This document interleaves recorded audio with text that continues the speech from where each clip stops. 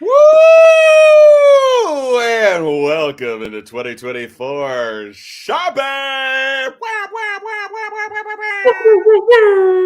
I am Tom Cunningham. And I am Joy Stevens. We back! Right. It's been a long time I since shouldn't we have left left you you without a with strong no beat to show step to to. step Think of how to, many weeks step shows you to, slept step through. to, Time's step, up. I'm step, sorry. step, Yeah, I can't. step to. Wow.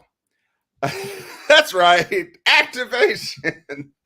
It has been a while. The end of the year and holiday times and all of that sort of stuff uh, had us watching the world instead of commenting on the world. But we were always thinking.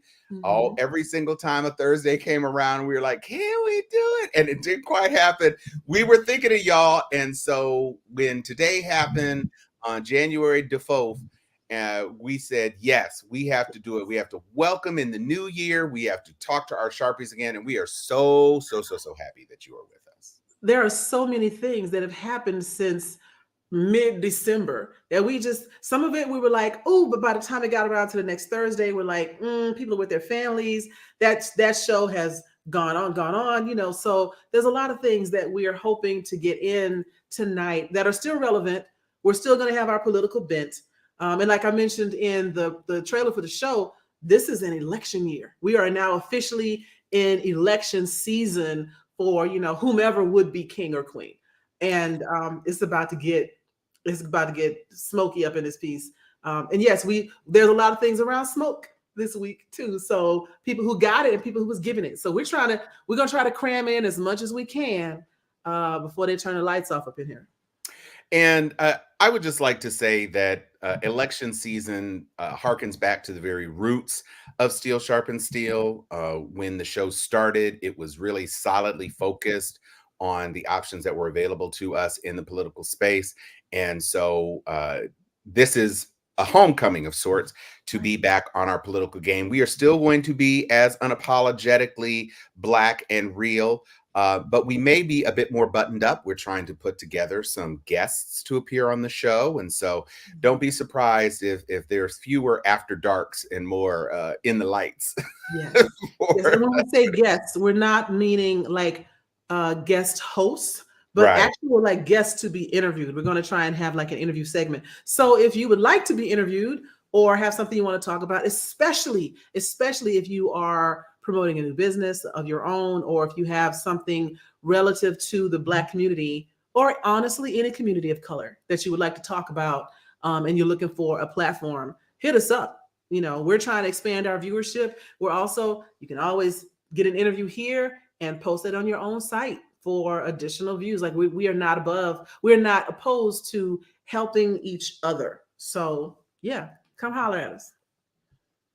So I have a question because that's one of them that we're going to be dealing Mm, with. So I mhm. guess the question is, do we want to start off with a positive that started in last year vis-a-vis talking about the color purple, or do we want to get into the political stuff hot and then end on the color purple? It's really up to you because I think the color purple segment is going to run a bit long. And so I'm wondering if, because you know how we do on this show, it'll be an hour, 45 Y'all minutes listening to talking about, Tom we answer haven't his talked own. about the color purple yet. Y'all So, listening to Tom answer his own question. yeah, okay. So we are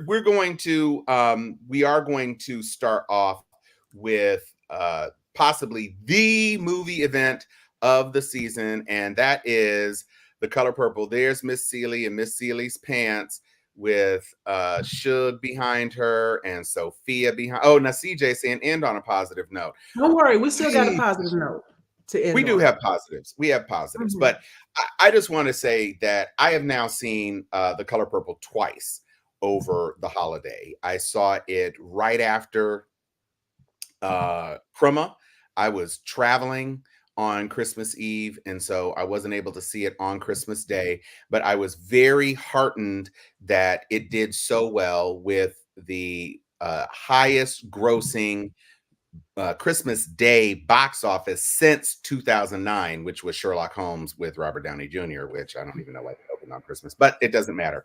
So since then, it has continued to do very brisk business domestically. Mhm. A lot is being said about award season and the outstanding performances. So before I get into the nitty gritty of what I posted on Facebook, my Facebook review, I want to turn it over to Joy to ask Joy her feelings about what I felt was a very affirming story about Black womanhood in that particular slice of time.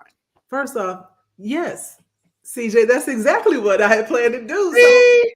we here, we here, man. Yo, day one Sharpies be knowing how we run the show, you They know. do. They know how the Um, show go. and yes, as a correction, this earlier comment should have been pink and green hearts. Thank you for the. It's just the way it shows up on the screen. I didn't do it. I did not do it. But yeah. So my take on the color purple. Actually, I have another friend. His name is Malachi, and he does movie reviews, etc. And we had a great discussion around how this movie is different, in some cases better, in some cases not as good as the first. They are different, and so there's not, I can't say the first one is better. The first one is absolutely a classic. Some of the lines are, you know, indelibly embedded on my mind. Like, I'm never going to forget, she about to shave mister. I'm never going to forget, ooh, you show this ugly. There's so many pieces of that movie that, whether we wanted to or not, we have them memorized and we take them to heart. We pick up a lot of our culture, and it shapes how we talk about other things. That's how iconic that movie is. Howsomever, there were certain things in this movie that were done better. I thought the character development all the way through, not just of Celie and Nettie and Suge, but all the ancillary characters, I thought they did a better job of helping me understand why. And I'm real big in my own personal life on understanding why something is happening. Why do you do what you do? Why are you like this? And I felt that the portrayal of Mister was infuriatingly um, empathetic. Like, I understood him in a way that I didn't want to. I didn't want to give him any redeeming qualities. I wanted him to be the villain 101%. Which Danny Glover's in that echelon of, we ain't never forgiven you, Mister. But this Mister by Coleman Domingo, damn it, I understood a little bit of how he became the bastard that he was. Doesn't redeem him, not in my eyes. And I didn't necessarily appreciate the whole talking to me. Don't talk to me never again, bruh. But overall, I like the movie. I thought they did a better way. Maybe it's because I'm older and my knowledge of what goes on in the world is deeper than it was when I first saw The Color Purple, and I was like maybe 12 or whatever. But some of the nuances of the interactions with people I was able to pick up on. And so, yeah, I thought this was a really well done movie. Um, I had no criticism other than there were certain things, and this was just me looking for certain things to happen in a certain order that they changed, but the change didn't necessarily take away from the movie. Um, I thought it was great. I give it 5 stars. Like, it's a movie that people should watch. You know. Yeah, one of the things I walked away thinking was that the portrayal of the Black men in particular was a lot more nuanced Mm-hmm. than Spielberg had put together. And Spielberg as a director is a person who knows how to, I'm not saying he's not a good director, but he's a person who knows how to press emotional buttons Yeah. and craft things for a visceral emotional response. And so what Coleman Domingo showed us that Danny Glover didn't show us, for instance, was right off the start, he was playing his banjo. Mm-hmm. And I didn't quite understand that until it paid off at the very end, where Mm-hmm. he's talking about how he could have been in Suge's band and how it's clear that he wanted to run off and be with the woman that he actually loved, but he had to work his father's land and his Mm-hmm. grandfather's land. And so that sense of obligation, when he finally does make the choice to actually sell some of that land to get uh, Nettie and the Philly's kids family back, home. Yeah. it changes his dynamic a lot more for me. Mhm. And Because they don't explain that in the original movie. He just they pays they the money. don't. I mean, They don't tell you you how he got that money. right. You pretty much are of the understanding that, he was finally done with the curse. And so, there was never a sense that he was without money. But one of the things I appreciated about this version is that Celi's real father actually did create the store that she worked in. So in the original movie, when she sees Olivia for the first time, and they have that line about, well, she just look only an old woman would have eyes like that. So I calls her Olivia. And it's like, oh, okay, that's a reach. But the white store owner comments, and it snaps him out of that moment. In Mhm. this one, it is her stepfather. That's not a spoiler, who actually snaps her out, and she runs outside, and then it leads into a musical sequence. And Harpo, for instance, Yes. played by Corey Hawkins, a lot less broadly drawn. In the first movie, Harpo was pretty much uniformly a buffoon throughout. Yes, he was a caricature. Yeah. He was a caricature, and Corey was not that. Corey was nuanced. And so I really did appreciate that sort of thing. It was great to see cameos from Louis Gossett Jr. It was great to see that Whoopi Goldberg jumped in there Mhm. to Wait, give it. raise your hand if you did not recognize Dion Cole. Oh, no, that was me.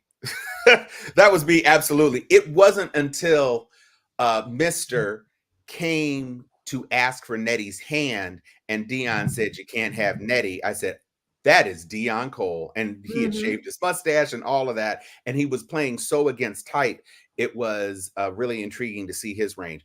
I thought that Taraji was a revelation in this role as Mhm. Shug Avery. And I said in my review, no diss to Margaret Avery, who was the original Shug, but I can see Taraji P. Henson being a woman that could uh, transfix legions of men. And she's wild and free, and not for nothing she sang her own songs. Now, I have heard people say, well, she doesn't sound as good as Tata Vega, and I said, okay, that's fine. I will grant you that Tata Vega did a marvelous job dubbing the songs that Margaret Avery could not sing. But at the same time, you got Shug Avery in the 1910s and 20s and 30s, and Mhm. they have no earpieces and sound technicians. She's in a juke joint on a damn swamp. So what the hell you expect her to sound like? It's not going to be Renaissance. So I was fine with her uh, being portrayed by a person who wasn't a crystal clear singer. She's a blues singer, and she sounded like a blues singer to me. So go ahead. You had your finger up. I'm just one time for a scholarly talk on life, because she is dropping straight knowledge in the comment section. And so her Hey, whole discussion, Liz. just reading through all of it, we were talking about some of the classic lines that are actually in the book, but the book is choppy. She has a point. I tried to reread The Color Purple maybe 5, 6 years ago, and I put it down like, and it It's wasn't because I'd seen the movie, it's because it wasn't a writing masterpiece. It was a good book. Then she says, and she also mentions that the original movie was for her mother's generation. Whoopi Goldberg actually talks about this, and I want to hit on this for a second. There's a reel going around on Instagram right now of Whoopi Goldberg doing an interview, and she talks about the differences in 1985 Color Purple. She goes, "It's 1985. They wasn't gonna make me. They will. The world was not ready to see two black women make out on screen. They just weren't." And a whole lot of the homoerotic underpinnings in the book, which you get when you read the book, they weren't there because we weren't seeing a lot of gay stuff at all on mhm. in movies in the 80s, especially two gay black women in the 40s. Like, you just wasn't gonna see that. She also talked about how much hell they caught for putting that movie together and having Steven Spielberg as a white producer on this black movie, even though there was only like two white people in the whole movie and it was all black cast. A lot of black people involved with it. The NAACP and a couple other folks that she mentioned Spike had a Lee. problem. Spike Lee and boys in the hood. What's his name? Singleton Oh, St. John had a Singleton. problem with this, and they raised such a stink. Get this, they raised such a stink that they were telling people, don't go see this movie, we shouldn't support it, blah blah blah, and it led to a blockout at the Oscars. And so all of us black people that were pissed off because we knew Whoopi Goldberg deserved that Oscar for her portrayal of Celie. You can look right to your local NAACP chapter and ask them what the hell happened, because they had a lot to do with that. Not expressly saying don't give it to her, but the feeling of, well, why should we when her own people not really supporting? Because the NAACP, especially in the 80s, was very much a spokesperson for the Mhm. black community. And yeah, they did that. Yeah, I was thinking about the book and seeing this second bite at the apple in terms of bringing it to screen uh made me consider how difficult actually this is a story to translate. Not necessarily because the story is impossible to realize on screen, but the significant time jumps and everything that's going on makes it more difficult to keep a more traditional linear narrative. And, for instance, when it's time for Celie to move on with Suge to Memphis, in this one, it plays out a lot differently because it's so many years later, and you see like two in between visits between the first introduction where Celie really wants to run off with Suge, and Suge says, I'll be back in about a month, but we don't see about a month. We see years later. And then when she finally comes back and she's a married woman, and she does take them, in the back of my mind, I'm like, well, damn, girl, you let her hang for like 6 years, like with this abusive man. You ain't never come back. And so it kind of Went out for makes some cigarettes and never came back. you never came back. And so I also think that because there is more nuance in everybody's portrayal, and kudos to Bazawule, the director, Mm. for really framing some beautiful cinematography. Not Oh that my Steven God, yes. Spielberg didn't, but the way he placed his actors in their milieu during the presentations and Mhm. the choreography and all of these sorts of things that went into translating the Broadway show into a theatrical release. I really enjoyed watching how he organized his camera and how he dealt with his actors. Um, I will say that it's interesting to me that Sister of Celie's Blues, Miss Celie's Blues, is still a more compelling song than Mm. anything that was written for the show.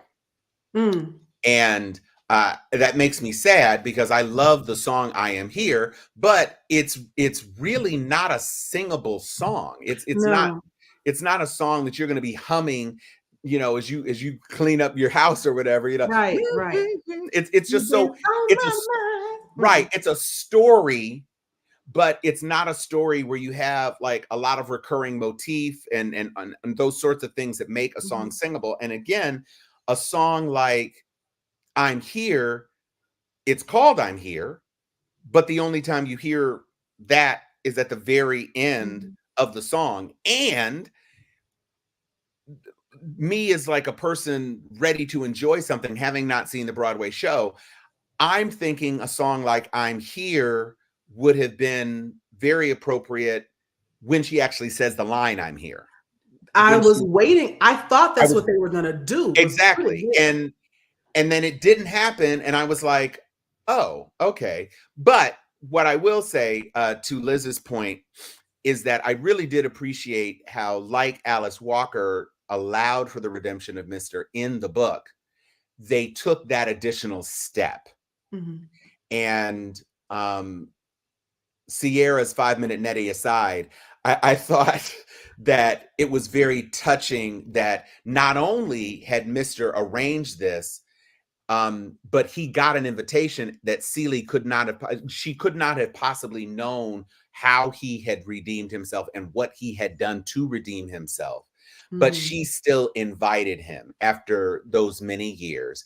And that Mister had clearly reached out to Suge to say her cheering gonna be here because Suge knew. Let me tell you something. You lay hands on me, you ain't never welcome at my house. I don't care what you do. I don't care. Jesus could be standing next to you. I'm gonna give him a plate and y'all can both stay outside. Like, I mean that with my whole heart. I mean, they My were whole outside though. shut up. You know what I meant. I'm loving the commentary that I'm seeing. I've been trying to leave it up so people can read it, but all of everything that y'all are saying is true, and I think we agreed. I just want to say just one time, it brought like a little happiness to my soul when I read this book is an epistolary novel. Like, yes, Right. yes, it is. Yes. We're bringing you on. Come on the show. Come on the show so you can talk to us because I love language. Yeah, But I do another podcast with Liz, so oh, she may very well do that. Yeah, the and in the first movie, the Dear God was a much bigger part with the voiceover, and so I don't right. think you quite capture that this entire book is letters. Right. And they did a good job of that, like you said in the first book. I think they let it slip a little bit. Like you get Nettie's letters, but you Right. don't get Celia's Dear God letters, even though there Correct. is some, I think she thinks I'm gonna put some Sugar Avery P in here next. I'm like, that's still in there, but it's not part of a letter. And Right. Anthony, you make a good point here about reflecting on your own family history. I remember talking to some older people around Rosewood and Hmm. why so many folks don't know about it. And this is an extreme version of trauma, but they said, you know, we don't want to talk about it. And that idea of we now understand what it means. Like if you put a woman on the stand to relive her assault, you are re-traumatizing her. If you Hmm. ask someone to relive what they went through at the hands of the police, you are re-traumatizing her. We didn't have that language 50, 60 years ago, but very much our ancestors at this point from the 20s, 30s, 40s, 50s, and 60s didn't want to re-traumatize themselves. So they Shit, the just, it's 2010s. over, it's done. I don't want to talk about it. And so we have lost a lot of that, which has led to some of us saying some ignorant things like, I am not my ancestors. You don't know what they went through. You don't know Sure what they don't. lived through. You don't know what they did to get your ass here either. So I love this discussion that we're having, not just right now on the show, but in general, that this movie has sparked of, I never really understood what it was like to be a woman in the 40s, or I never really understood what my grandparents had to go through. A great scene is when Mr. is down in the mud, falls asleep in his own burnt out field, and wakes up in the mud to the white mailman and has to call him sir. Hmm. You know, the oppression that is in the air at that point. And again, coming to help me understand who he was as a man, because the Danny Glover version, he was just a mean old man. Hmm. This version, I understood very much so that he was a guy, he was a man living a life he didn't want either. The Hmm. idea, of course, of course, Celia didn't want to marry him, but he didn't want to marry her either. And he had kids he couldn't take care of, and he had a farm that he didn't want to till. I don't want to put up my laundry, right? And this man got a whole field that he has to man and pay workers and do all this stuff. We don't think about, at least I didn't think about that when I was younger. And then knowing that he had a dream deferred that has made him this bitter shell, it was a much deeper, much deeper. Yeah, my parents are actually in New York right now, and they've seen a number of shows. They saw Pearly, they're at La Boheme right now, and they saw Kimberly Akimbo. But one of the things that my mom said she really, really wanted to do Yeah. was to go to the Schomburg Center. Mhm. And in the Schomburg Center, she was listening to there are some recordings of formerly enslaved people in the immediate aftermath of emancipation. There was a big push to document some of these Mhm. stories, and so there's lots of written narratives, but there are also some recordings. And she has come to find out that some of our ancestors are among those that are recorded. We knew Wow. that we were in the Texas, what they call slave narratives. We knew that we had family members who had their narratives written and taken down, but we didn't know that we had them in recording. So she went and she pulled recordings. She's been taking pictures and ordering pictures and all sorts of documents about our ancestors. And so, to the point that Anthony raised a few minutes back, there's lots that is in each of our individual family histories that should resonate. One of the things that I really did, and I kind of touched on it before, but I didn't fully elaborate on it, is this movie, the 2023 version, actually showed the scope and range of Black ownership. Yeah. the daddy owned the thing, the store, and she inherited her father's store, and then she Mhm. transformed her father's store into what in the book was folks pants, and it turned into Miss C, these fancy pants, probably on a trademark issue. But that he had all of these acres of land, and he had the Mhm. house, and then Harpo was able to build his juke joint on On the that land his same granddaddy generational land left his him. Mhm. grandfather gave him. And so that to me was really cool. And in a slightly different thing about this version that played out differently, although it was probably the most symmetrically aligned with the Spielberg version, was when Sophia goes to the gas station with Buster and her kids and is treated with respect by a white ice cream vendor Mm. as though she were any other patron. Mhm. And I think Buster perhaps comes off a bit worse than he did in the first version. Um, Especially since we have Celie literally saying, I think it kind of broke him. Those she had two kids with him, and we don't really see how that plays out. But one thing, and I think this is the final thing that I have to say about this particular feature, is that it did not lean into the trauma as aggressively as the 85 version did. Mm. So Miss Millie was a huge supervillain in the first one. And she not only does she jail Sophia, but on the one Christmas day that Sophia could spend time with her family, we have her yanking her away from her family, which just Mhm. twisted the knife even more. In this version, yes, she's jailed for 6 years and then we never see her again. Right. And so I did think it hits less impactfully, but there are definitely moments in the first movie that are so iconic, walking from the juke joint into the church and bursting in and all that sort of stuff, that Yeah. doesn't play here. But it's still a very enjoyable film, very worth Mhm. your time, and beautifully shot. And kudos to Oprah and Bazawule and the production team that put together this film. Before you close all that down, one thing I would like to add around that scene with Sophia in the street. For me, it was very similar.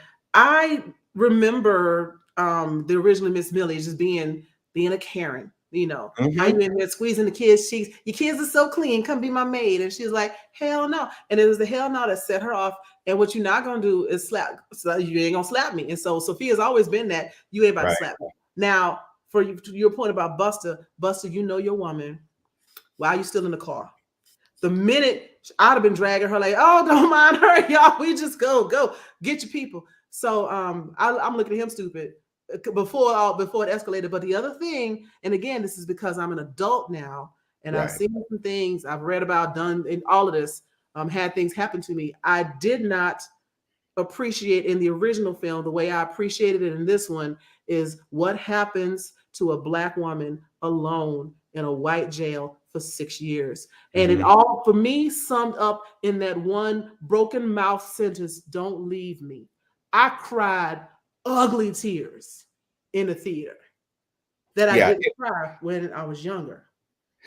Well, and to that point, I just there's one thing that has always stuck out to me in the Spielberg version of that scene, and that's when Sophia gets hit and is laid out on the ground. The breeze blows up her skirt and her slip, and you see Oprah flattening it out, which I think Sophia is unconscious at that point. So the fact that Oprah is holding her slip up is something that I'm kind of surprised that Steven Spielberg left in, because it lingers on her prostrate on the ground. Whereas in this version, Bazawule, as soon as she's struck, we're out of that scene. Mm-hmm. And that's just a really it just brings into stark relief the choices that you can make as a director and how you are Mm-hmm. going to interpret the material and what it is you want to pull out of the material. For people who say that there wasn't enough explicitness, and I have heard this from people, that how are you going to portray the relationship that way? You had two whole songs about Celie's fascination with Suge, and immediately after that second song, they wake up in bed together. I Yeah. mean, What I you don't think know if you happened? wanted to see nipples. I just don't know what you were looking for. To me, that was a far cry from Whoopi's single line in 1985. Talk about after that, I was like a bee to honey. That's it. I don't know what that could mean anything. That could mean that's Right. your best I'm friend. just gonna say I follow you around like a puppy. I mean, it could be anything. It could be anything. But in this one, finally, it is explicitly laid bare. We are 31 minutes into the show, and this is exactly what I predicted because I knew it was going to happen. But if you have not seen it, please go see it. The It's next not like we thing, can spoil it because you know how it ends. you know how So you know yeah. how it played out. The next thing I want to see is American Fiction, and actually, I had tickets for American Fiction at 4:50. And when the alert came on, I said, "Oh, I'm going to do the show." So I canceled my tickets, no problem. But I am going to go see American Fiction because I hear it is truly spectacular, and I love Jeffrey Wright. And I Isn't wonder Sterling what K. role Brown in Jeffrey this as Wright, well? huh? This is Sterling K. Brown, Jeffrey Wright, and Tracy Ellis Ross, isn't it?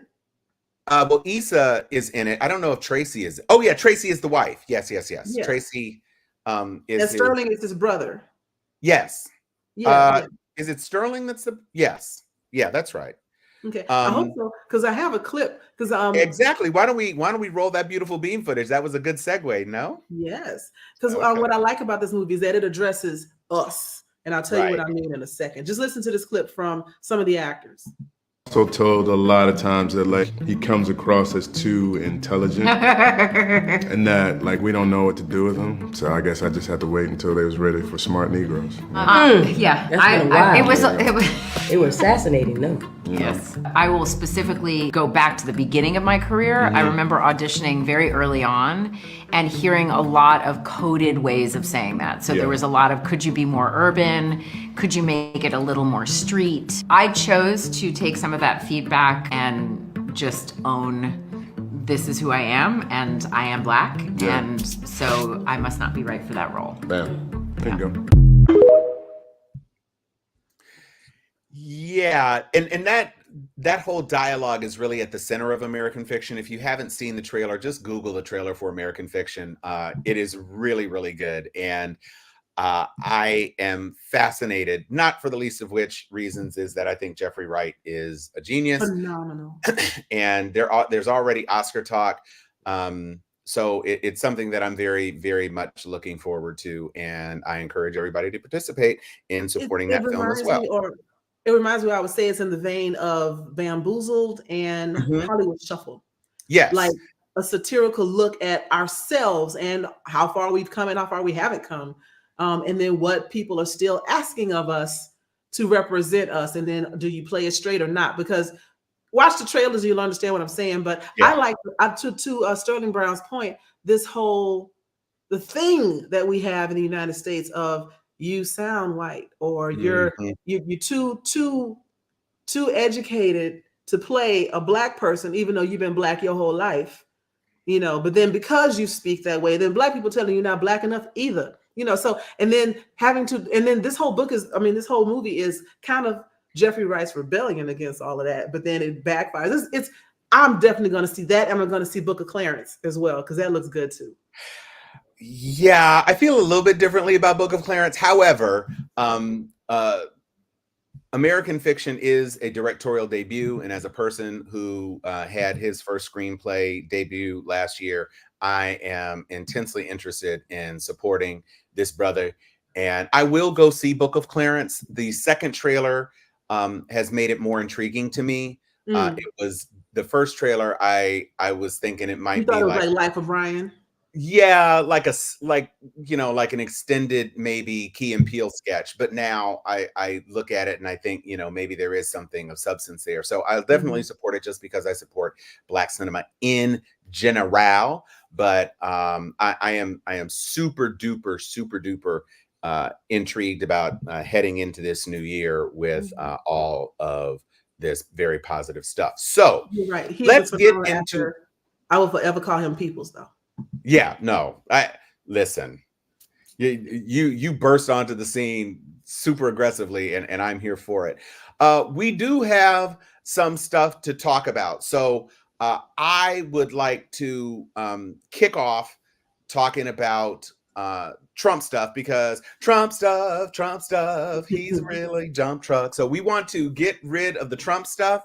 And what better way to start our Trump segment with his unhinged Truth Social tweet for Christmas. So I'm going to read it in Trump's voice for you, just for you to enjoy. It's hard to have a truly great Christmas when you have a crooked and incompetent president who wants to put his political opponent in jail and who has been working hard for a change, illegally using all of the levers of law enforcement to do so.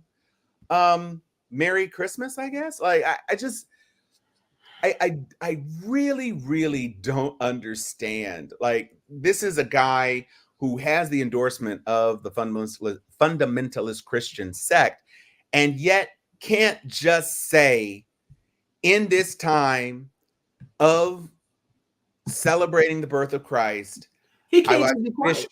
Right. I want to wish all Americans, at least the ones who voted for me, a very Merry Christmas. Not Happy Holidays.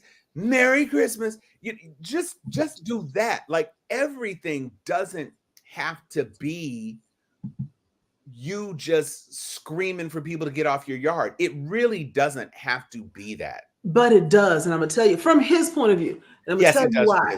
You know, they say the best revenge is to live well. Mm-hmm. He ain't living well. He cannot. He is incapable of enjoying his own life, which is why he fills it with trash. Who needs a gold toilet? Somebody who thinks their life is shit, right? And he can't stand that other people are moving around without acknowledging his misery. So he continually reminds us how miserable he is because he's looking for sympathy or empathy or what have you, because he can't just be happy. And honestly, it's a problem with a lot of them. Then you take them however you want, but you know who I'm talking about.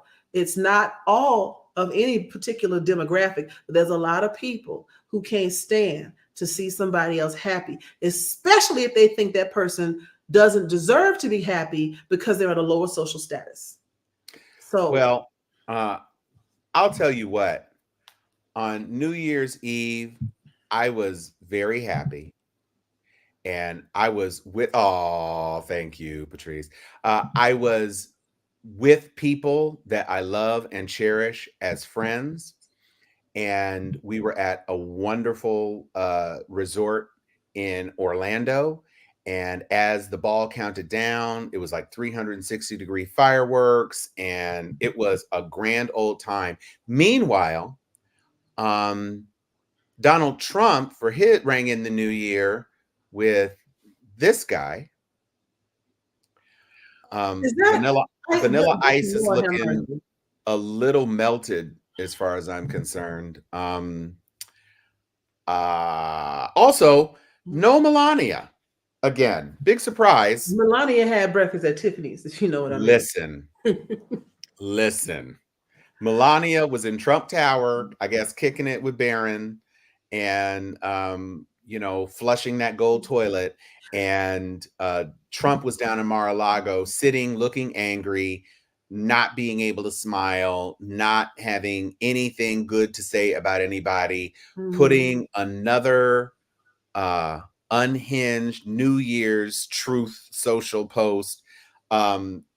Just 2024, you're supposed to have resolutions. Resolve to be less of a prick. Like, just shut the hell up. Please. But I want to talk about this comment as well. I left it up. So the problem is that so many people identify with Trump's pain, which says a lot about our country, sadly. This is true. Our country annually ranks among the least happy. And it's not because we don't have a good gross domestic product. It's not because we don't have free healthcare. That's not it. It's because we think we should be doing better. And other countries are like, I love my life. I like what I got. It's that old adage, if you don't want anything, you'll never want for anything, or you'll have everything you need. It's fine. However it goes, you know what I'm talking about. But we consistently and continuously want more. If I got $1, I need 5. If I got 5, I need 11. If I got 11, I need 600. And it never ends. We're never satisfied. And we have conditioned ourselves to believe that that is a normal state. I've heard people say, well, that's just human nature. No, it's not. It is absolutely not. It is American. It is United States nature, because I'm not going to bring Mexico and Canada into this. It's us. We think we're supposed to be so much better, and we listen to their propaganda all the time. We're number one. We got number one. I don't see any other countries with number one foam hands like we have, right? Also note the loser here. But I think that this idea of I should be doing better, and then recognizing that you're not doing as well as you want to, you search around, as I mentioned before, for somebody else to pin it on. And he has found a demographic that is happy to pin it on us, or first generation immigrants, or Asians, or Mexicans, or whoever you want to say it is somebody that they can look at, visually identify as lower than them, so they can say that's my problem, which is exactly what they did in Nazi Germany. They picked a group and said that's your problem, and then they exterminated them, and then they discovered, guess what? We're still sad. Still got a problem. Still got a problem, which is also why they call the cops on us so often for being happy. Did you know the phrase barrel of laughs comes from slavery? Because everything does. But you get beat potentially to death if something happened, like say the overseer or master stepped in some shit or fell or whatever. If you laugh, you're dead. So people routinely laugh into a barrel so they can act like they were looking for something in the barrel and hide, or get up and run. And to this day, Black people will get up and run when they got something really, really funny. We don't even know why we do it. It's just conditioned in us. Now, it comes from running for your life because something's too funny not to laugh. But the idea that we can't ever have happiness is why they get mad when they see us happy on the job. God forbid we go to happy hour or something with them and smile. Oh, what are you smiling? Did you get out of my face with this nonsense? All of it. Loitering. Can't have more than two or three of us because what are they cooking up? Because they know that if they had our life, they would be sad. And since we're not sad, we must be doing something they don't know about, hence the conspiracy theories. I read something earlier today, like Black people have it so good. Sir, who are you talking to? Which Black people? Which Black people are you talking to? You know, I could go on and on about this, but in the interest of time, I'm gonna cut it. But just know I could do a whole show about how some people need to get laid. I mean, just get your life, do something. You need endorphins. You need something. You need a mood elevator or something. Smoke some weed. Something. Do something. But just leave us alone. Absolutely, leave us alone. One of the things that Trump, in the midst of everything else that he's facing right now, oh dear God, Chan, you just got to bring something in here to get me pissed off. We'll do that later. Here's yet another thing. We know that Trump is facing a whole lot of problems. The 91 indictments, the 4 different cases, things are still moving forward. He's trying to get everything stopped. Here is what Jamie Raskin revealed.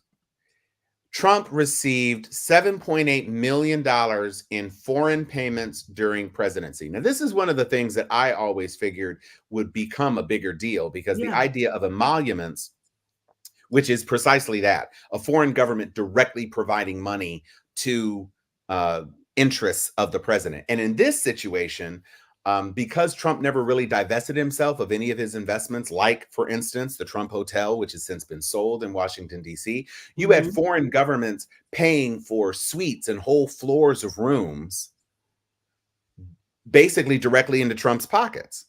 And even when the inauguration happened, he was jacking up the prices of the rooms, the ballrooms and everything else, because that was money coming directly to him through the RNC or through whatever. You have people who are buying properties, oligarchs from other nations buying properties at tremendously overvalued prices directly into Trump's coffers. And the notion of emoluments is never anything that has been brought up. I would think that would be one of the easiest cases to make. However, it has not, as of yet, been charged. And that is one of the things where he's talking about absolute immunity as a president, which is currently one of the things that is up for debate in the Colorado case and the Maine case, and also all of the rest of insurrection and Jack Smith's cases. Is that he's saying presidents have absolute immunity. And that makes you a dictator. Right. And interestingly enough, somebody wrote an article saying, well, if presidents have absolute immunity, that means Joe Biden could murder Donald Trump or have Donald Trump swept up, and Donald Trump wouldn't be able to do anything about it. So be careful what you wish for when you do this. The $7.8 million during his presidency is another thing, as yet uncharged, but another thing that he should be worrying about, because the Supreme Court is kind of slow walking some of this stuff, but it is super tricky for him to try to keep doing what he's doing. Oh, what? I've been talking to Harriet Tubman on the side, like, Thursday night, we going. Exactly. We gonna make our ways to freedom. Right. Oh, and as a side note on Melania and why she isn't around, now all of her talk about her becoming an immigrant the right way and all this other sort of stuff, that is getting new scrutiny, because she came over here on a genius visa, didn't she? Well, she didn't come over here on a genius visa. She came over here as a model who was introduced to rich modeling agents who had nothing to do with modeling.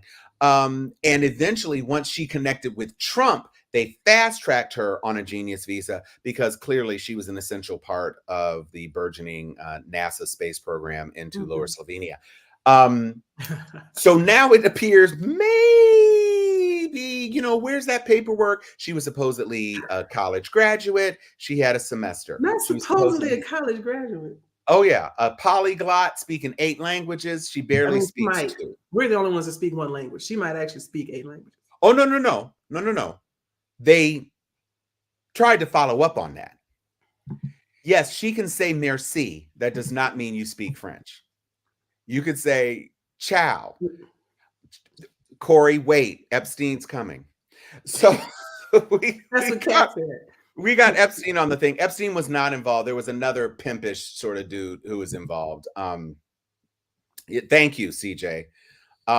So at the end of the day, it's just a really messy set of circumstances, and it's unfortunate that we are still having to deal with the back and forth of Donald Trump, and that he is still the front runner, except as we head into the beginning of primary season. Iowa caucus is not very far away.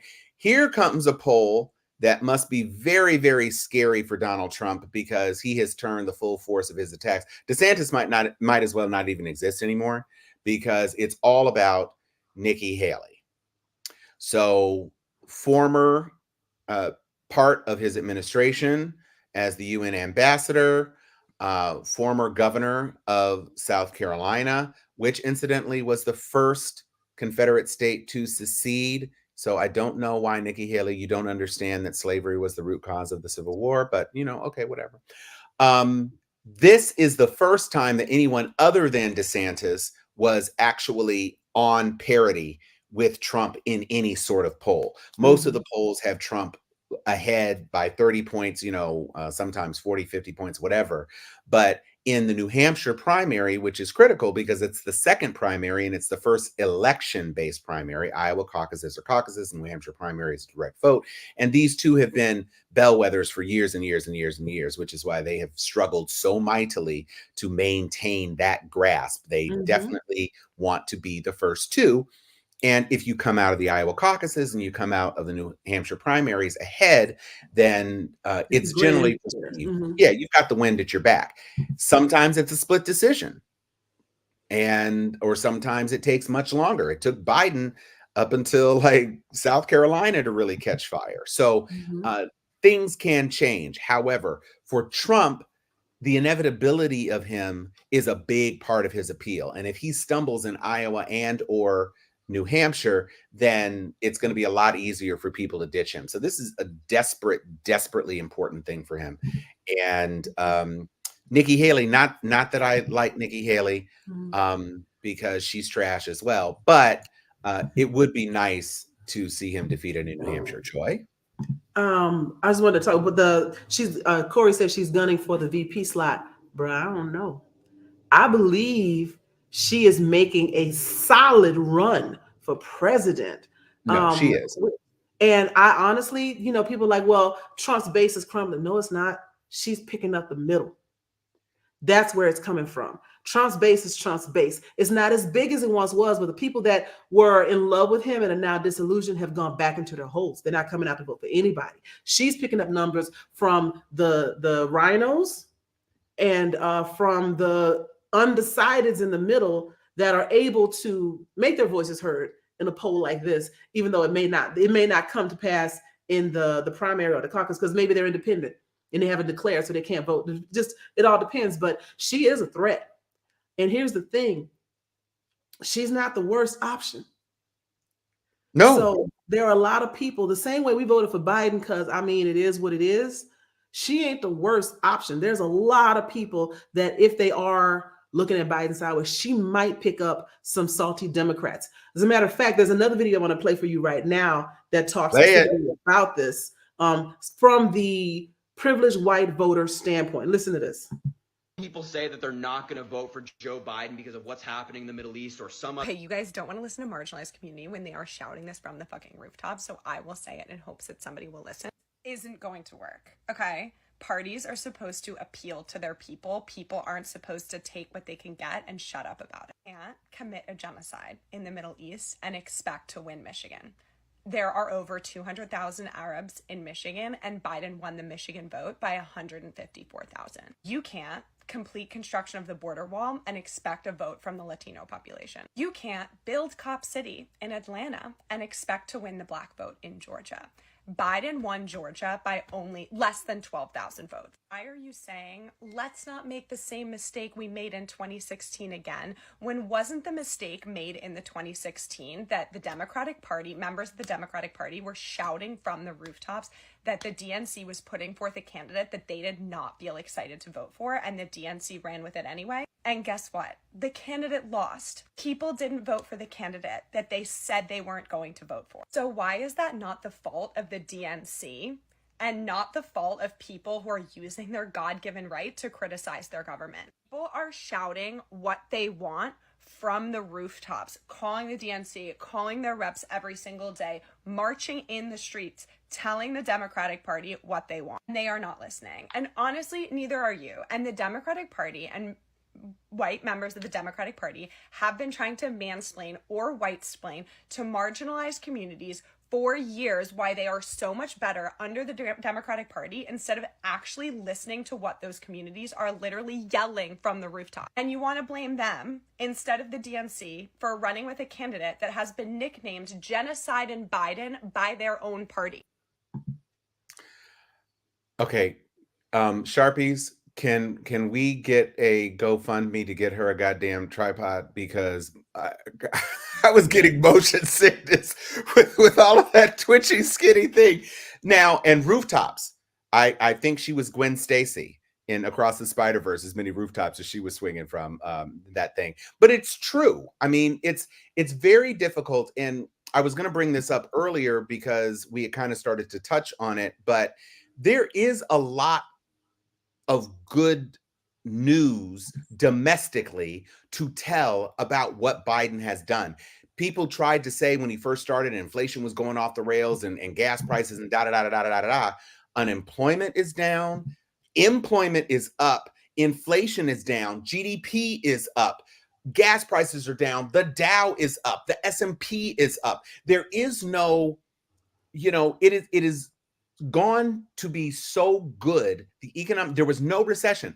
The economic forecast has gone to be so good that Trump's new talking point is Biden 3 years later is riding off the fumes of the Trump economic boom.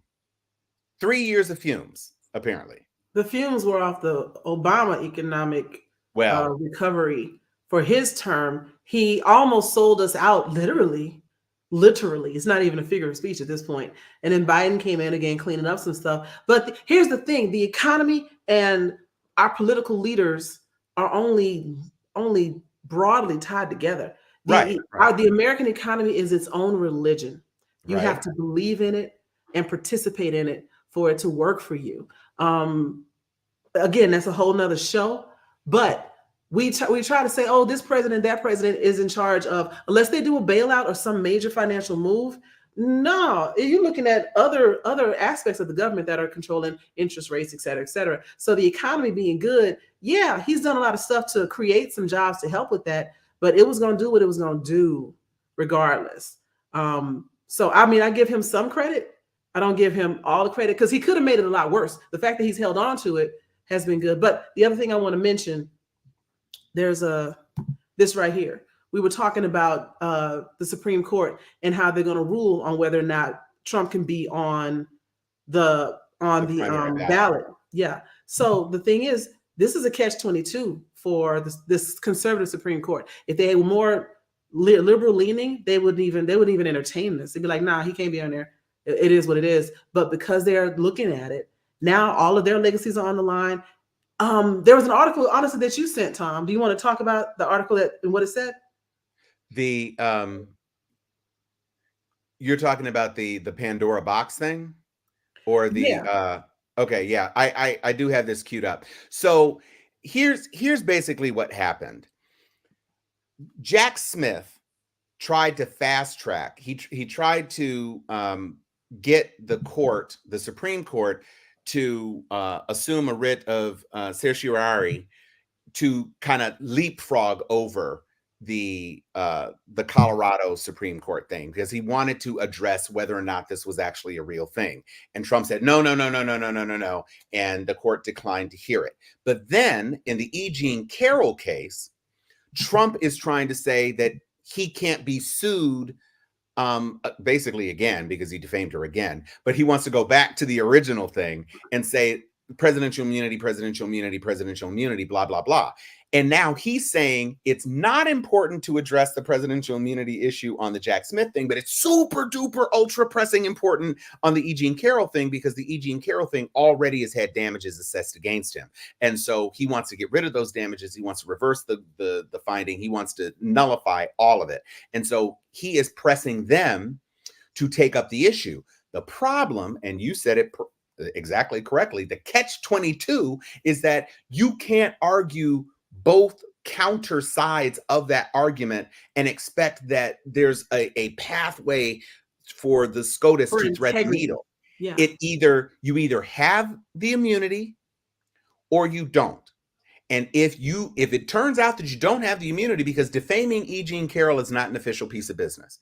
You weren't prosecuted while you were president. The reason you limit prosecution while you're president is so that the president can't be sidetracked with legal foolywang. You're not president now. And you had no entitlement to run for president again. So that's not a defense either. Not only are you not yet president and may never yet be president again, you can't create a cycle of avoiding legal responsibility ad infinitum, because at one point you were the president. Right. And now you just want to, anytime you want to try to get out of it, you can just say, well, I'm the leading candidate for president, and so this is interfering, blah, blah, blah, blah, blah, will of the people, blah, blah, blah, blah, blah. So he's kind of boxed himself in. And it looks like, even though the Supreme Court denied the fast tracking, it looks like Jack Smith may yet be able to make his March 6th start date. And it will only be easier if he does not win either of those two elections that come before the end of January. So January 9th, there's a ruling on the Colorado thing, I believe. Yeah.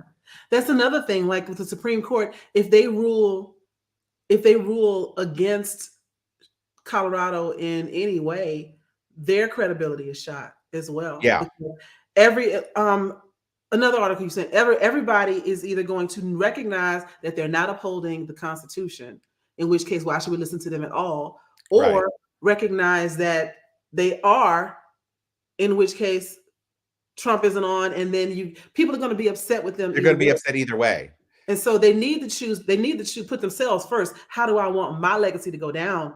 Because you make a wrong move here and you gut the integrity and the power of the SCOTUS, because if their whole job, their whole creation is to make sure we uphold the Constitution. Yep. If they're not doing that, why is you here? Well, and in the midst of a huge scandal with two of your sitting justices. Right. Huge scandal with two of your sitting justices. They should have been recused already. Clarence Thomas shouldn't be on the panel anymore. I know it's a lifetime appointment, but I mean, okay, so just take him to the hospital, stop his heart, start it back up again, and now he died. He's no longer justice, and he's still here. Yeah, they had a A whole movie win-win. about that called Dave. If there are any Clarence Thomas lookalikes, I'm sure the business must not be very good, but um, uh, if there are any Clarence Thomas lookalikes, could we get you there? Chuck, can you put on some makeup maybe? Yo, considering how most people don't really know what Clarence Thomas looks like, Yeah. we could throw anybody. I mean, he just need to be black. He can throw Yeah. anybody in there. Come on, Chuck. Yeah, Chuck. Slip up to DC, baby. Get Chuck, that when black you wake coat. up and watch this, go to DC and be Clarence Thomas for us. It be Clarence Thomas for us, please. Yeah, it needs to happen. I'm feeling less confident. Oh, and can we? I wasn't even. I wasn't going to try to do this. It looks like maybe some of the stuff I had uploaded didn't actually upload. But the Fifth Circuit, not even the Supreme Court, the Fifth Circuit is on one with these issues of abortion. This is where the mifepristone ban came out, and Texas is doing absolutely the most on women's bodies. They had a woman who was attempting to get a medically necessary procedure, and they blocked it, and she didn't want to have to go out of state, but they finally made it impossible for her to do anything but travel out of state, and so she had to. And what they just tried to do now was very narrowly construe what the Texas law is about medically necessary to make it even more challenging for a woman to have a life-saving procedure. But it looks like this time they are not actually going to have the final say on that while it wins its way up to the Supreme Court. So, I mean, that's at least a positive thing that is coming forward. But Yeah, it is the judiciary is doing the most to be Gilead be on some other nonsense, man. Like Gilead is going to start in Texas. Oh, it's here. Mm-hmm. I mean, you don't let some rodeo call themselves the Gilead rodeo. And if you hear there's a balm in Gilead in church, you best walk out. It'll be what you thought it was, an actual bomb and not a balm. Yeah. That's right. People in church thinking people are throwing grenades of healing power. It's a bomb in Gilead. Right. And you're right, Corey. It can make it great. It can make it horrible. There are some great parts of Texas. Houston. Yes. And then there's the rest of the state. Yeah, it's a long dry drive on the 10 from the eastern side to the western side. For real. All right, so we are at the hour mark, and we want to get into some stuff. Yes, they have been a whole country. What do you want to talk about, Joy, before we segue? Because you've got some segments lined up, and we also got to get into the Cat Williams talk. I was going to show something about Greg Abbott, but we've talked Texas to death, so I'll just let that pass. And the last thing I had was something funny for the end. Okay, great. All right. So what I will do is because it is still political, I'm going to throw this piece up for us to watch about it's something that Joy pulled on TikTok, and it is political as opposed to funny. I mean, the consequences are kind of funny, but it's definitely political. So let's take a listen. So stitch this and tell me something that white people aren't ready to hear. White women don't have any internal power. They wield the power of the men around them, their husbands, their fathers, their sons. White women didn't have autonomy for a long time, so we were taught to sexually exploit ourselves and emotionally manipulate those around us in order to do the things we wanted to. White women do not teach their daughters about internal power. It is not something that is passed on, and due to that fact, white women are intimidated by and jealous of the divine feminine within the indigenous and black communities and the internal power that brings with them. It's one of the reasons that white women are clamoring to appropriate looks and lifestyles that they have been oppressing for centuries. It's also one of the reasons that white women tears are what they are, and the angry black woman trope works. It makes the white woman the victim, and it covers up the black woman's power as unjustified anger. I said what I said.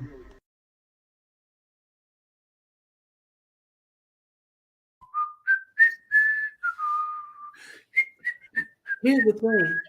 I had to dig for that video because she took her account down because of all of the evil that was directed at her for saying that truth. Mm. That because I saw it was stitched with a couple other things, and I kept peeling back trying to get to the original so it'd be big enough. And it took me the better part of an hour to find that video is actually someone else that just created an account. They have like 6 followers, right? That posted it because people keep trying to keep it up. And it keeps, I don't know if it's getting taken down, but I do know the original woman that you just saw is not on TikTok anymore. Because of course, they came for her. She giving away the secret recipe, all the herbs and spices, right? And so they're not having it. But everything she said was true. Absolutely true. She said was true. That was a truth cake right there. Yeah, that was a black cake of truth. Watch Black Cake. Again, content creation. This leads us to not the close of the show because Joy has something she wants to share at the end of the show, but this leads us to possibly the second biggest story behind the color purple, which is the color cat. Cat Williams went on Shannon Sharp's show, and I have to give props to Shannon Sharp because after Undisputed and his big blow up and all of that, I did not know what was going to happen. But Shannon went right to social media. He went right direct to the consumers. And he has a show that he does with Ocho Cinco. Shout out to Ocho Cinco, biggest Rattler fan after me. And then he has this real show. He calls it Club Shay Shay, which, Shannon. I like the name. Leave it alone. Okay, it's fine. Cute women call him Shay Shay.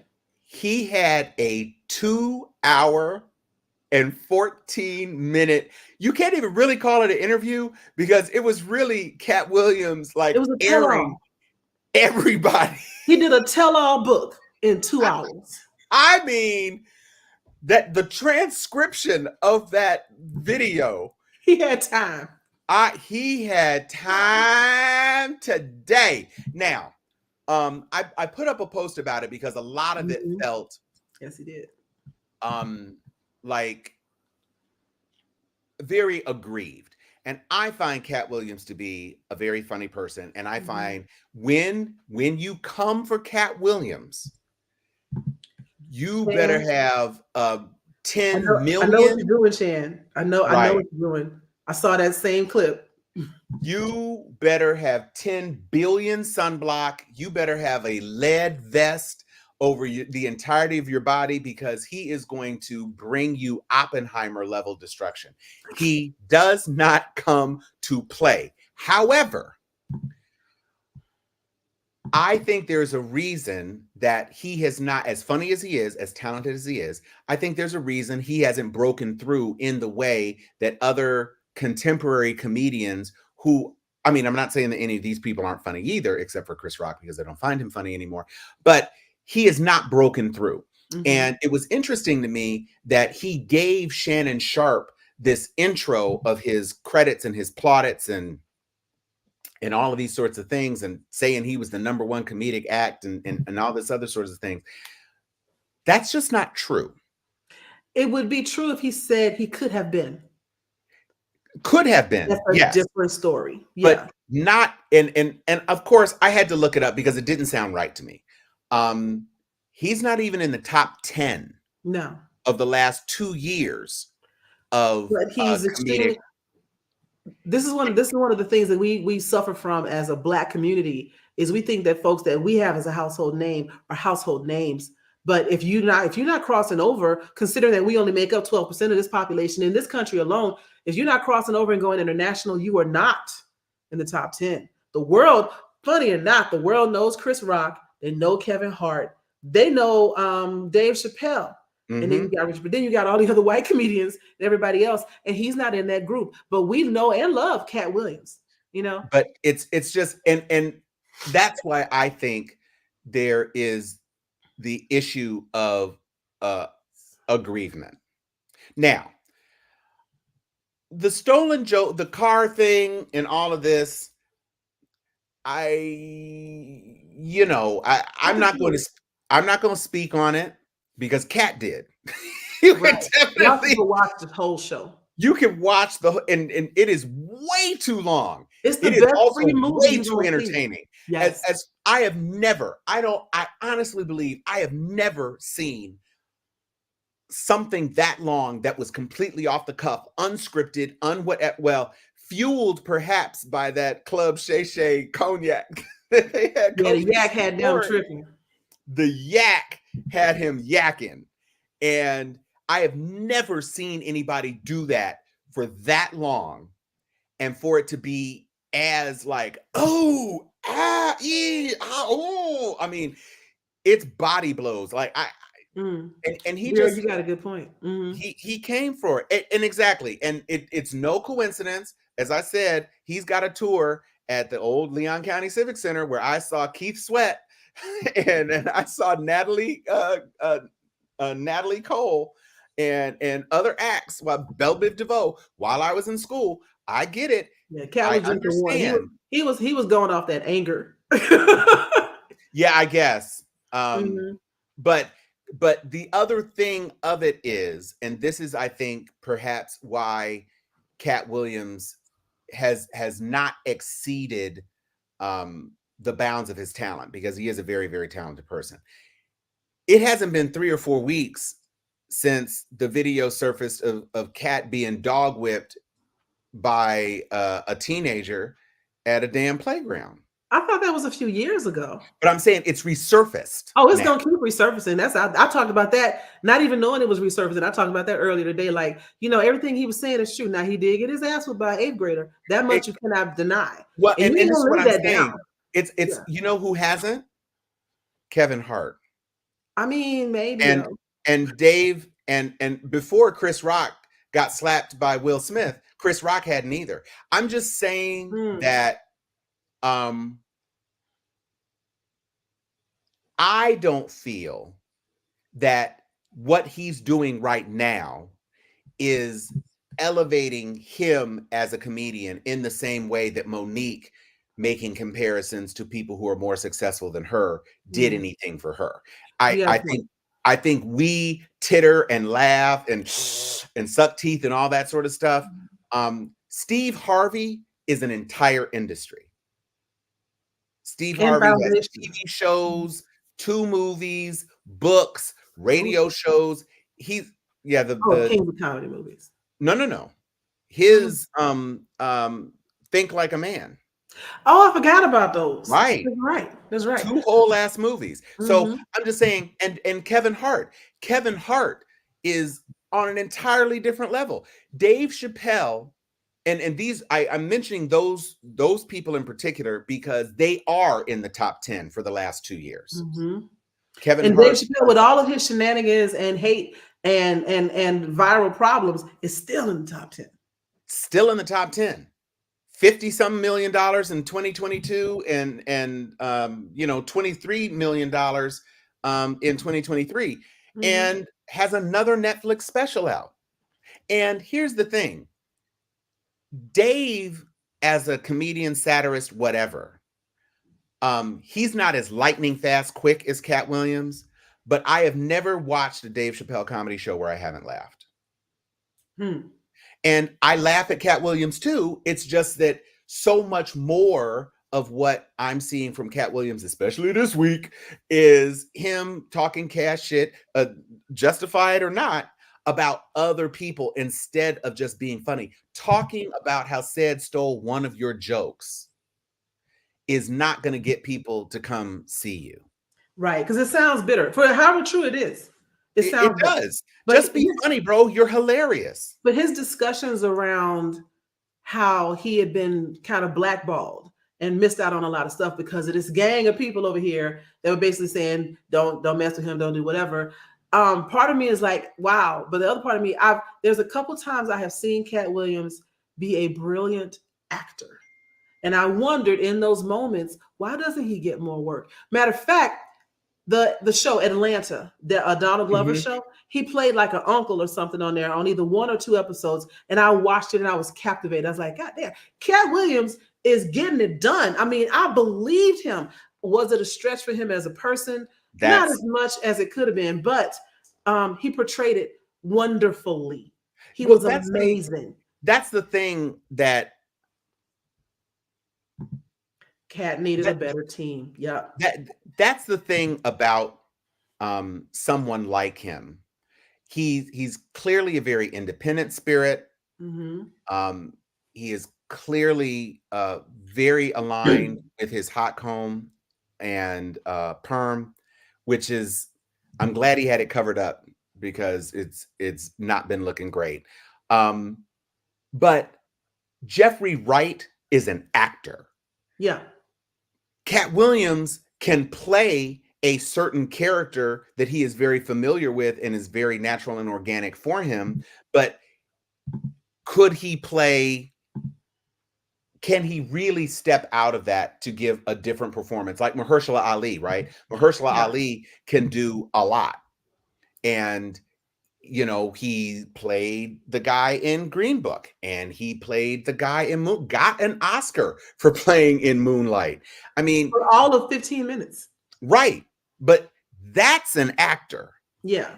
Cat being convincing in a role on Atlanta, which is basically, you know, kind of custom made for him, or A Pimp Named Slickback, which is still A Pimp Named Slickback is still hilarious to me, from Boondocks. Still absolutely hilarious.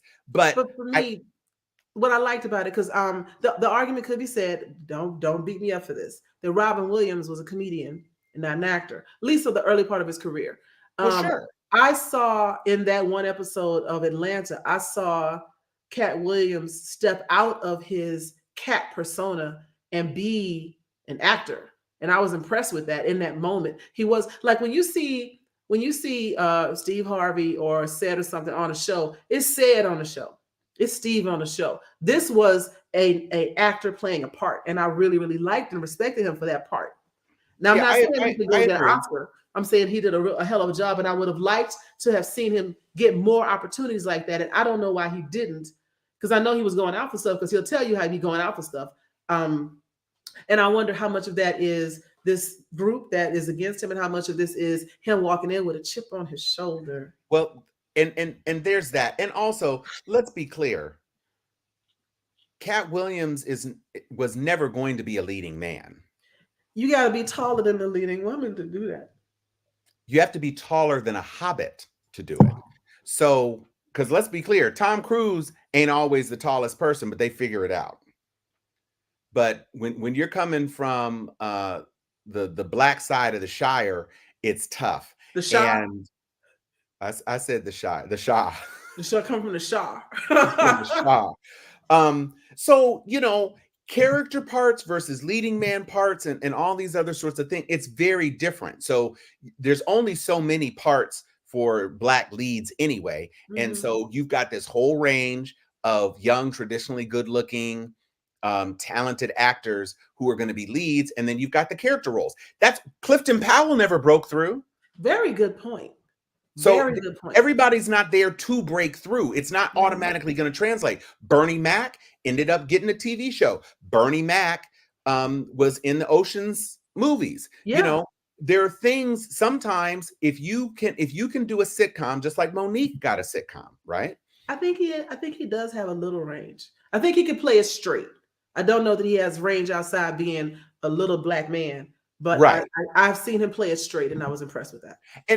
And that's fine to be able to turn down the manic, scattered energy is something to be commended. But there's only so many places you're going to go there with that. And so it's not surprising. And it's not, you know, we don't live in a meritocracy. I got into a more intense argument than I expected about this. This country is not a meritocracy. And sometimes raw talent isn't enough. We don't know how Robin Harris would have emerged as a talent, because as funny as he is, he was fat and he was balding and he was black. And so he was never going to be a leading man, period, point blank, period. And that's not even a race thing. I see the same thing, like, because I'm all in like K-dramas and stuff right now. There's a type. They got a whole lot of pretty boys in Korea, and I like pretty people, but all the secondary leads, all the other people, darker skin, acne issues, short, round, whatever, they're never going to be the leading man, because the leading man has a look, and it's not specific to any culture. They all of them do it, including Black people. You Absolutely. ain't never going to pick Cat Williams over Denzel Washington. You're not going to pick Cat Williams over Damson Idris. I mean, let's just keep it a buck. He's not. Honestly, you ain't going to pick Cat Williams over Kevin Hart. You're not going to pick Cat Williams over Kevin Hart's stunt double. We got to stop, because he will see this and he will come for us. He will come for us. Actually, you know what? Cat, come on the show. No, we'll sir. have you on the show. No. Oh, no. Yes. Oh, I love the heat. And I could use some sun tanning. But here's the thing. Exactly. I don't want to drift too far. I do want to, before we get into, oh Lord, you said range. I do want to mention our good sister. Let's get into it. Shortest tenure in the history of Harvard. I was not surprised that she was selected to be the president, given the way Harvard has been trending for the last, call it, decade or whatever. But when the whole Palestinian student protest shit came up, and that other female president retired immediately, yeah, I figured she was not going to be long for this world. I was pleased that she did not step down that same week. But this was coming. It was coming. And now that plagiarism has entered the party, it definitely was going to come. Yes, sure. But plagiarism is nothing to mess with. And you're president of Harvard, and questions about plagiarism enter the conversation. It's going to be tough. See, now I'm here with Patrice. You're going to have to... I'll be sitting there, I'll be fighting, kicking, and screaming. Go down to Cambridge, yell, scream, and shout. Yeah. You say what you want. I'm not walking out. All day. Yeah, no. Push, strike, and kill. Hold on to it. But you know, yeah, that was so tough. That was tough. Even for a setup, that hearing was tough. Yeah. Everybody that was involved with that hearing has had consequences, and she's not exempt from that. The discussion that I've seen on a lot of different places is, was this racism? Was this sexism? The sexism, maybe. I mean, you also have to call into the fact that the topic that was discussed during that testimony, and the way our country tends to feel around anti-Semitism, that if that's more taboo than Satanism, right? Like you can worship the devil faster and easier than you can be an anti-Semite. I'm not saying I want to be, because it's going to sound so racist. I have a lot of Jewish friends. But my point is, she was going to get that smoke. I do wonder, and I don't have any way of knowing how it would have turned out differently. All the people that testified were women. And there has been this discussion of, did they go after them and make them all resign, or get put out because they were women and easy targets? And then the added level of, she's also a Black woman. Some people like, she quit. She quit just for her own peace of mind. She's like, I got to put up with this shit. There is something to be said for that too. A lot of Black women are choosing not to fight the good fight. I don't want to fight for this. I want to go home and pet my dog. So it's possible it could have been some of that too. But there's so many layers to that it was inevitable that she was not going to stay there. The question was just when. Right. And, to the extent that she can leave on her own terms, I guess it's really tough. I feel really badly, especially because we are swimming in a black sea of hypocrisy when there is an entire whole other conflict where a sovereign nation has been encroached upon by another power. And we're talking about cutting funding to Ukraine, while we're talking about maintaining a functional genocide between Israel and Palestine. We need the money for murder. Oh no, it's what I think it actually is that the Ukrainian money is killing white people. Mm-hmm. And the Israeli support money is killing brown people. So you can't have your money going to kill, it's Russians over here. It's, people of Russian descent. Half the MAGA right thinks Vladimir Putin is Trump's best friend. So you can't send money to help those people fight back. Whole ass other country, undisputed territorial boundaries as far as the international community is concerned. The whole Palestine-Israel situation is a little bit thornier. It's a little bit more complex. At the end of the day, since they pushed Palestinians out from 48, but the encroachment and the continued push and all these, the occupation, which is at the core of this, is horrific. And whenever somebody speaks out about, free Palestine or whatever, you get this wave of people calling them, Zionist pig, anti-Semite, etc. There are a lot of Jewish people in the States and abroad that are also against the murdering of children. We're not talking about a battle. We're not even talking about technical casualties of war. You're fighting and the people in the town are throwing rocks or whatever and they get more. I'm not talking about that. We're talking about telling people retreat here to a safe space in Gaza and then bombing that space.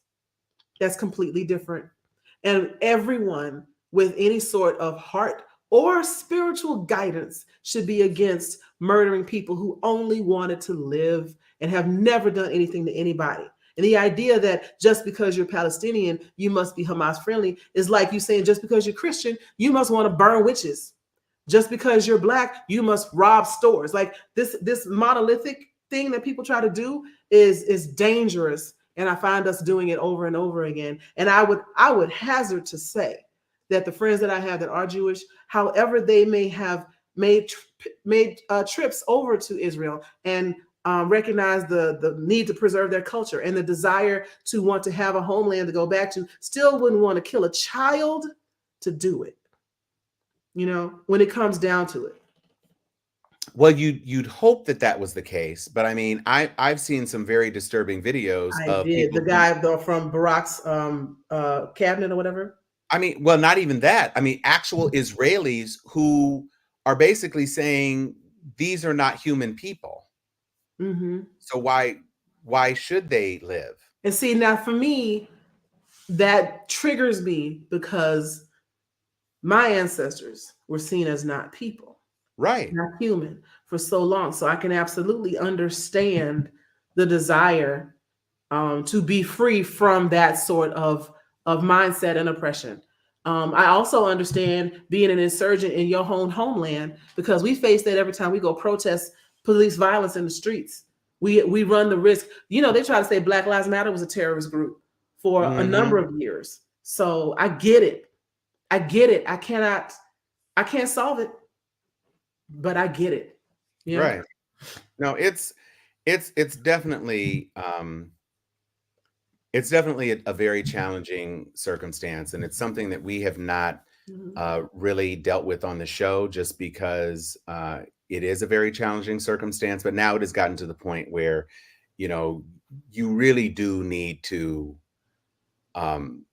figure out where you stand. And I hope that you stand with humanity. Yeah. And, I've said for many, many years, at some point, you're just going to have to share. And if you don't like the fact that you have to share, then maybe you need to figure out some other place to be. Go fight somebody else, right, for their land if you don't want to share. But why is the question always Palestine got to move? Right. I'm asking an honest question. I mean, I know there's history of it. And the interesting thing to me is when I have broached this topic, telling some of my Jewish friends that I don't understand and I'd like to know their stance on it and I'd like to know more, I get brushed off. I'm not saying that they're doing it because they don't want to talk about it. I mean, this is a 3-4 day sit around with several bottles of water and wine over a weekend to try to break it down. So there's no time. It's not the right time, but also it's hard to encapsulate. Even their feelings are so so varied, nuanced, mixed about it that they can't just say, I stand here, because the ground, the foundation of it all that we're all standing on is rocky as fuck. It's impossible to just say, this is a simple thing, you know, and that's what makes it so hard. But at the same time, there are some things that on the surface, as I look at it, that shouldn't happen, you know? It just can't. Mm-hmm. We kind of took things away from ending on a very light note. I know that you still have something to share, and I do have a final graphic to put up while we end the show. But why don't you go on ahead and take us out with your final clip, Joy? Okay, so one of the other things that I want us to leave behind in 2023 and any year before that is wash your body, put on lotion, and understand that basic hygiene is manly. And this is what I mean. Pride in your body. That's a woman's body. Man normally is dirty. Normally a man is musty. Man is ashy. Shoes dirty. Hi, I'm Tony Weaver Jr., Executive Director of the Anti-Musty Foundation. Did you know that 4 out of 5 men will experience mustiness in their lifetime? And that men that experience mustiness are 90% more likely to own body pillows or podcasts, or say things like, "Where my hug at?" But for 30 seconds a day, you can put an end to mustiness by just putting on deodorant. Call 1-800-STOP-MUSTY to receive your own anti-musty starter kit with a picture of a non-musty man for you to look up to instead of podcasters. Do your part and make the call today. Seriously, do you want pink eye? Why is he holding a Snorlax though? I don't know, because he needed to do the deodorant and it was big enough.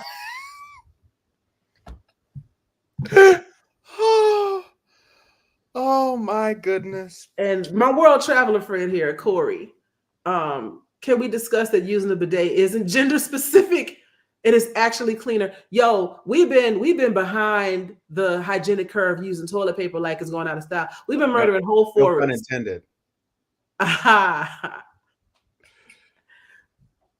Wash your ass again. Somebody, you're absolutely right. This whole homophobia has turned into anti-hygiene, and it has to stop. Leave that nonsense in 2023. You should have left it in whatever year you were born. The minute you learn how to walk, you should have walked your ass right into a shower. I'm over it. But bidets. So when I was in the paper industry, that was always one of our biggest threats, was people finding out that bidets work better because we were selling toilet paper. We wanted you to believe that toilet paper was better, but bidets actually are a much cleaner alternative and great on a cold day. I'm just saying. I'm actually planning. That's my next big installation in my condo, is to put a bidet in, because this shit is awesome. My parents have one of those Japanese super toilets. I want a Japanese super toilet. Yeah, Japanese super toilet is amazing. Yes. Yeah, it's great. Mm-hmm. And the air drying and all that. Lotion. You can even go all natural and use shea butter, but don't just be.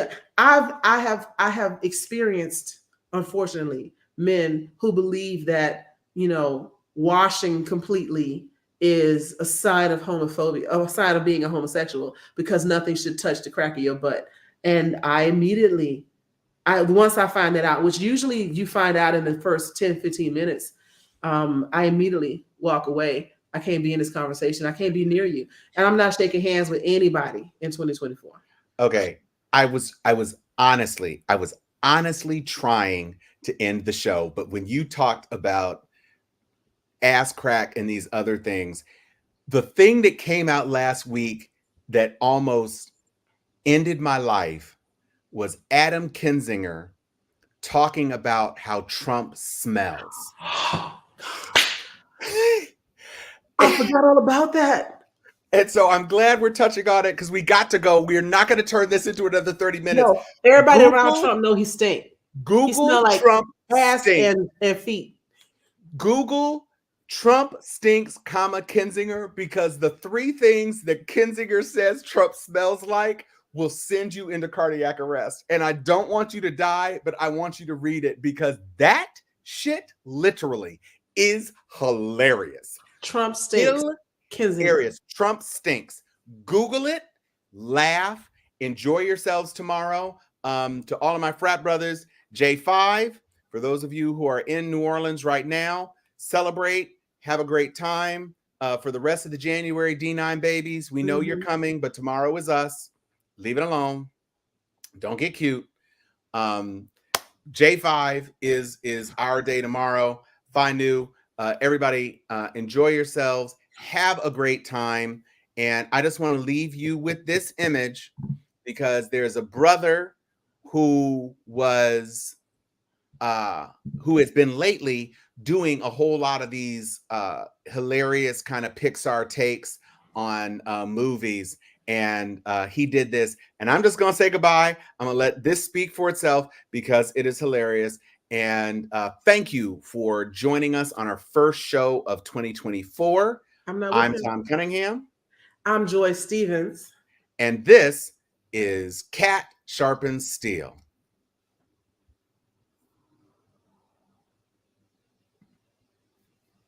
I hate you, Tom. Why you bullied? Cat finally looked tall. He looked great here. Well, yeah, and of course they made him a lot more muscular, and the hair is laid. I will give him that. His hair does look like that, though. Yeah. Not anymore. It doesn't, but yes, it has. There was a time in which it did.